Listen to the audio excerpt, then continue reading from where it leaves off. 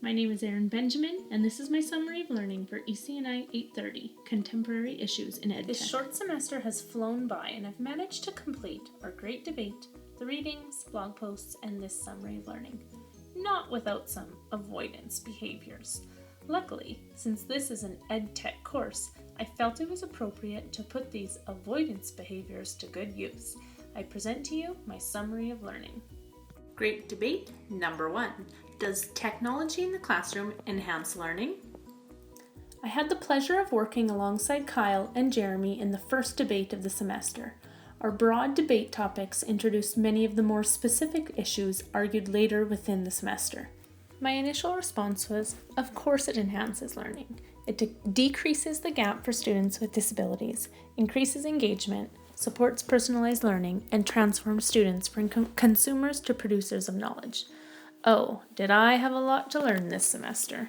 Although there is truth to all of my original assumptions, the debates within this semester have allowed me to view these issues in EdTech with a more critical eye. Tech has the ability to enhance learning, but also increases distraction, comes at a high financial cost, and there is a severe lack of training associated with implementing tech into the classrooms. Debate number 1 helped me understand that yes, technology does enhance learning if there is proper training provided to teachers, if there is access, and if students are challenged to use technology to communicate, collaborate, and create. And now for debate number 2.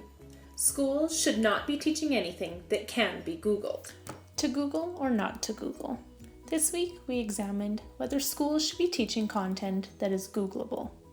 The required video this week stated that Google is becoming today's external hard drive. The video examined how college students are remembering less of what they know because they know that it can be retrieved later. Looking back at this debate, I question whether knowing content is valuable in today's age.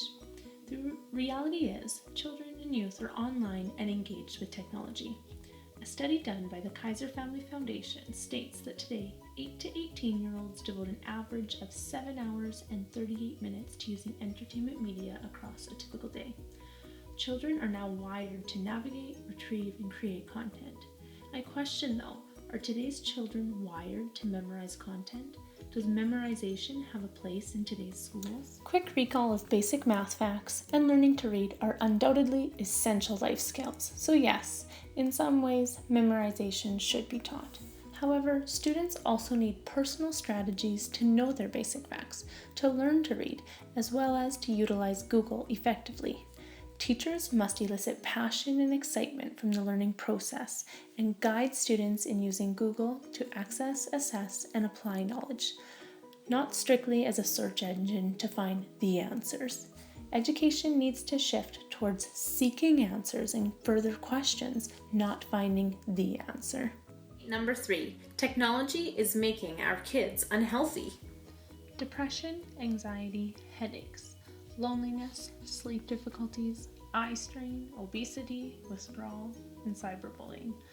All are reasons to argue that technology is, in fact, making us unhealthy.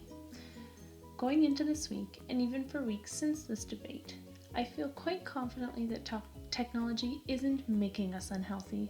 Rather, the choices we are making about technology are making us unhealthy. The problem here is that children and youth are engaged with technology but have yet to develop all of the decision-making skills and abilities needed to navigate the vast, unpredictable, and often cruel internet. Conversations about digital citizenship need to start happening in primary school as a preventative measure. It no longer makes sense to leave these conversations until middle school or high school, where all young people seem to have a device within their pocket. If we begin to model these positive behaviors much earlier, maybe we can also show students how tech can be used to enhance our health. Debate number 3 allowed me to see my role, even as a grade 2 teacher, in ensuring my students use tech to help, not hurt others. Debate number 4. Openness and sharing in schools is unfair to our kids. We live in a time where we are public by default and private by effort. Although I do feel that it is absolutely each parent's choice to make when choosing whether to post about his or her child, I do think that openness and sharing in schools is beneficial. My takeaway from this debate is to help parents and students understand that their digital footprints are more like digital tattoos. Tattoos are permanent. For some, they represent poor choices and can be looked at negatively for a lifetime. But for others, they can tell an important story, a story about who they are and who they choose to be. A digital tattoo can be something to look back upon fondly, and this is why we should be cognizant of what we are sharing and what we want revealed about ourselves, our students, and our children. Debate number 5. Technology is a force for equity in society. Learning about the Matthew effect within this debate helped me understand that technology can actually be increasing the gap between the rich and the poor. This debate helped me understand that although technology can provide equitable opportunities for some, the inequities within our society run so deeply, and technology isn't the quick fix to solve these problems. Debate number 6. Social media is ruining childhood. Social media both positively and negatively impacts young people. I don't agree that social media is ruining childhood, but young people's lives are definitely being affected negatively by choices they're making online.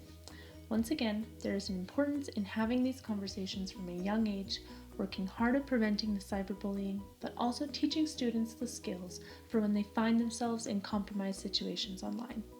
Let's take classmate Jeremy Black's suggestion and teach children how to use this technology responsibly in a controlled and monitored fashion through gradual release. Debate number 7. Public education has sold its soul to corporate interests in what amounts to a Faustian bargain.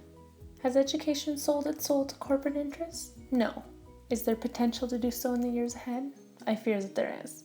Along with our debaters this week, Dean Sharesky and Audrey Waters helped me consider what it means to have critical friends investing in education.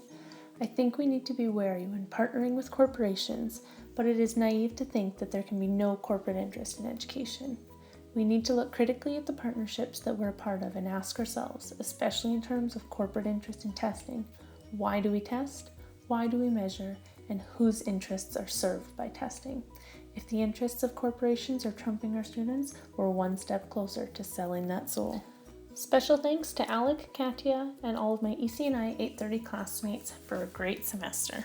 Oh, and I almost forgot about the final debate topic. Eric, what do you think? Have we become too dependent on technology? I say yes, but only because I never see my wife anymore because all she does is blog. Time to unplug. You heard an EC&I 830. Time to unplug. Enjoy your summer.